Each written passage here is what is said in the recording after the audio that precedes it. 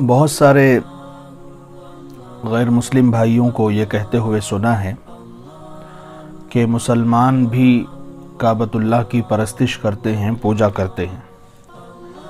तो सवाल ये पैदा होता है कि क्या मुसलमान काबे की परस्तिश करते हैं, क्या काबतुल्लाह की पूजा करते हैं? तो इसका जवाब यह है, जो अच्छी तरह समझने से मुताल्लिक़ है, कि मुसलमान काबे की परस्तिश नहीं करते, काबे की पूजा नहीं करते, बल्कि इबादत अल्लाह ही की करते हैं और सिर्फ मुँह क़िबले की तरफ करते हैं, काबतुल्लाह की तरफ मुँह करते हैं। और इसके लिए हमारे पास बहुत से दलाइल मौजूद हैं।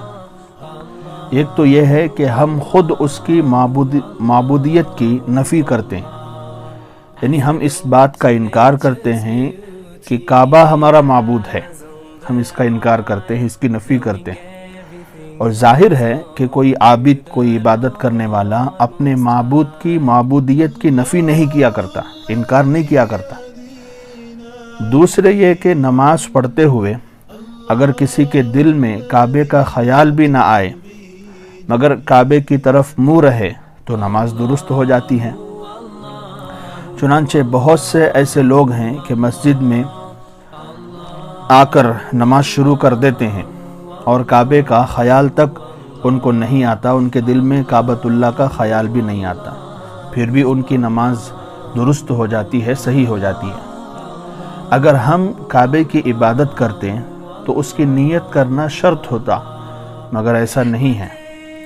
तीसरे ये कि अगर किसी वक्त काबा न रहे, जब भी नमाज फ़र्ज़ रहेगी और उसकी तरफ मुँह किया जाएगा जहाँ काबा मौजूद था। इससे मालूम हुआ कि मुसलमान पत्थर और ईंट को नहीं पूजते, वरना इन्हिदा में काबा के बाद नमाज मौकूफ़ हो जाती, यानी काबतुल्लाह के ख़त्म हो जाने के बाद या किसी हादसे का शिकार हो जाने के बाद नमाज मौकूफ़ हो जाती, नमाज को स्टॉप कर दिया जाता। चौथे ये कि अगर कोई शख्स काबे की छत पर नमाज पढ़े, जिसको सक़फ़ काबा कहा जाता है, तो उसकी नमाज दुरुस्त हो जाती है। अगर काबा मुसलमानों का माबूद होता, मुसलमानों का खुदा होता, तो उसके ऊपर चढ़कर नमाज सही ना होती, क्योंकि अब उसके सामने नहीं है। क्योंकि छत पर जब आदमी होता है तो उसके सामने काबा कहाँ होता है। दूसरे, माबूद के ऊपर चढ़ना गुस्ताखी समझा जाता है, खुदा के ऊपर चढ़ना गुस्ताखी समझा जाता है।